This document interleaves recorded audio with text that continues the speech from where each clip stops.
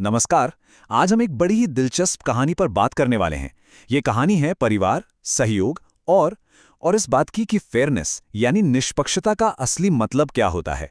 ये कहानी है तीन भाभीियों की, जिनके जीवन में एक छोटा सा बदलाव एक बहुत बड़ा सबक लेकर आता है। तो चलिए इस पूरी बात को ना एक सवाल से शुरू करते हैं। क्या बराबर काम करने का मतलब हमेशा सही काम करना होता है? सोचिएगा इस बारे में, क्योंकि यही सवाल इस पूरी कहानी के दिल में है।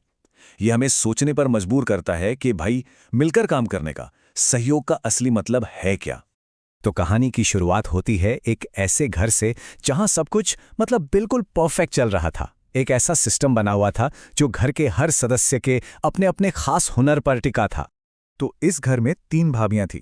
सबसे बड़ी कविता, जो खाना पकाने और घर संभालने में मतलब होम मैनेजमेंट में एकदम माहिर थीं। उनके होते हुए घर का कोई काम नहीं रुकता था। फिर थी बीच वाली प्रीति। उनका टैलेंट था डिजाइनिंग और सिलाई में, और इसी के दम पर उन्होंने घर से ही एक सक्सेसफुल बुटीक भी शुरू कर दिया था। और सबसे छोटी शिवानी, वो थी सोशल मीडिया और वीडियो बनाने की एक्सपर्ट, जिनका एक यूट्यूब चैनल भी था जो काफी पॉपुलर हो रहा था। और इन सबको सपोर्ट करने के लिए थी उनकी ननद सीमा। तो यहाँ सबसे मजेदार बात पता है क्या थी?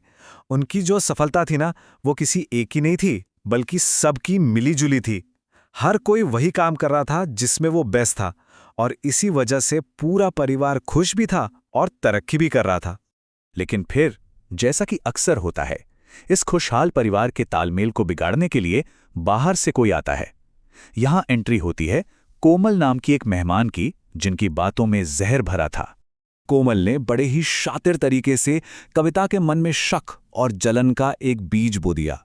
उसने कविता को यह यकीन दिलाया कि तुम जो घर का काम कर रही हो, वो कोई हुनर नहीं बल्कि गुलामी है। और बस यहीं से सब गड़बड़ शुरू हो गई। बराबरी का ये जहरीला आइडिया कविता के दिमाग में बैठ गया। उनका जो इतना बढ़िया सिस्टम चल रहा था, वो उन्हें अब अन्याय लगने लगा। कविता को लगा कि उनके साथ धोखा हो रहा है, और उन्होंने घर में बदलाव की मांग कर डाली।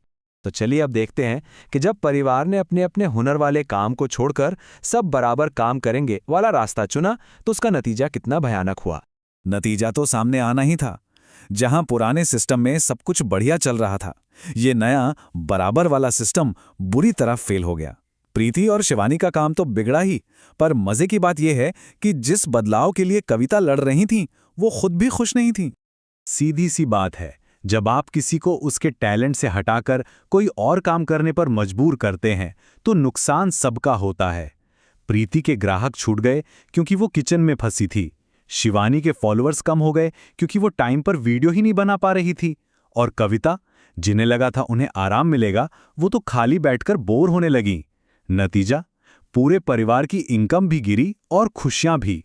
अब कहानी एक ऐसे मोड़ पर आती है जहां अचानक से आई एक फैमिली इमरजेंसी ने सबको आईना दिखा दिया।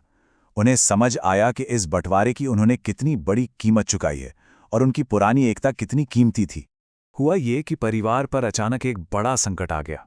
मां का अपेंडिक्स का ऑपरेशन तुरंत करवाना था, और इसके लिए चाहिए थे 50,000 रुपए। लेकिन काम के बंटवारे और घटी हुई आमदनी की वजह से किसी भी भाई के पास इतने पैसे नहीं थे। और यहीं आता है कहानी में सबसे बड़ा ट्विस्ट। उनकी बहन सीमा वो सामने आती हैं और कहती हैं कि मेरे पास हैं पैसे, पूरे 50,000 रुपए। अब सवाल ये है कि ये पैसे आए कहां से? तो सुनिए, ये पैसे कहीं और से नहीं, बल्कि प्रीति के बुटीक और शिवानी के चैनल से हुई कमाई से बचाए गए थे। ये उस वक्त की बचत थी जब पूरा परिवार एक टीम की तरह काम कर रहा था। ये एक सीधा सबूत था। इस मुश्किल घड़ी में परिवार को जिस चीज ने बचाया, वो उनकी पुरानी एकता और सहयोग ही था। एक ऐसी मजबूत नींव जिसे उन्होंने कुछ ही दिन पहले अपने हाथों से तोड़ दिया था।